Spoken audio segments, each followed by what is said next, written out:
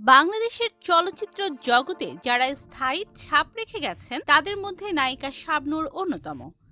৯০-এর দশকের জনপ্রিয় এই অভিনেত্রী তার অসাধারণ অভিনয়, সৌন্দর্য ও ব্যক্তিত্বের জন্য দর্শকদের হৃদয়ে এখনও অবস্থান করছে। বেশ কয়েক বছর আগে অভিনয় জগৎ থেকে বেরিয়ে যান তিনি। তবে আপনারা কি জানেন বর্তমানে শাবনূর কেমন আছে, কত কষ্টে দিন কাটাচ্ছে তিনি? বিস্তারিত জানতে চ্যানেলটি সাবস্ক্রাইব করে ভিডিওটি শেষ পর্যন্ত দেখতে থাকুন। প্রিয় দর্শক, শাবনূরের প্রকৃত নাম কাজী শারমিন নাহিদ নূপুর। তিনি ১৯৭৯ সালের ১৭ ডিসেম্বর বাংলাদেশের যশোর জেলায় জন্মগ্রহণ করেন।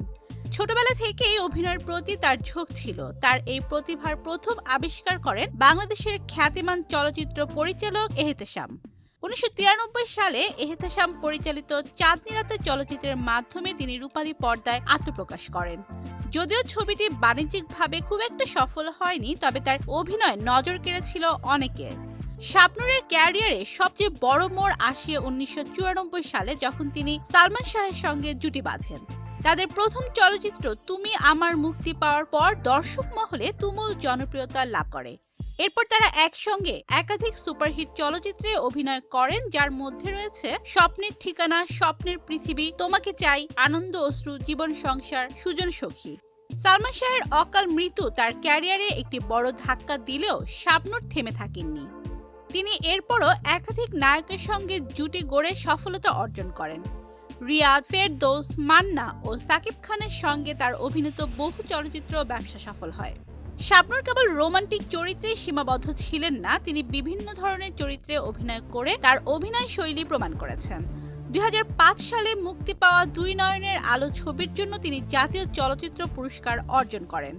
এছাড়াও তিনি একাধিকবার মেরিল প্রথম আলো পুরস্কার সহ বিভিন্ন সম্মাননা অর্জন করেন। ২০১২ সালে তিনি ব্যবসায়ী অনিক মাহমুদকে বিয়ে করেন। তাদের সংসারে একটি পুত্র সন্তান রয়েছে। তবে ব্যক্তিগত জীবনে নানা সমস্যার কারণে ২০২০ সালে তাদের বিবাহ বিচ্ছেদ ঘটে। এই বিচ্ছেদের পর তিনি স্থায়ীভাবে অস্ট্রেলিয়া বসবাস শুরু করেন। বর্তমানে শাবনূর অস্ট্রেলিয়ার সিডনিতে তার ছেলেকে নিয়ে বসবাস করছেন। তিনি অভিনয় থেকে কিছুটা দূরে থাকলেও চলচ্চিত্রের প্রতি তার ভালোবাসা আজও অটুট। তবে অভিনয় ছেড়ে দেওয়ার পর তিনি অনেক দুঃখ কষ্টের দিন পার করছেন। এক সময় যে মানুষের ভালোবাসা তাকে ঘিরে ছিল, আজ সেই আলো থেকে দূরে থাকার বেদনাও তাকে কষ্ট দিচ্ছে। অভিনয় ছেড়ে দেওয়ার পর তার জীবনে এক ধরনের শূন্যতা সৃষ্টি হয়েছে। তার দীর্ঘদিনের অভ্যস্ত জীবন থেকে দূরে সরে এসে তিনি মাঝে মাঝে বিষণ্ণতায় ভোগেন। তিনি বিভিন্ন সময়ে সাক্ষাৎকারে বলেছেন, চলচ্চিত্র জগতের উচ্ছ্বাসপূর্ণ পরিবেশ, সহশিল্পীদের সঙ্গ এবং ক্যামেরার সামনে কাজ করার মুহূর্তগুলো তিনি খুব মিস করেন।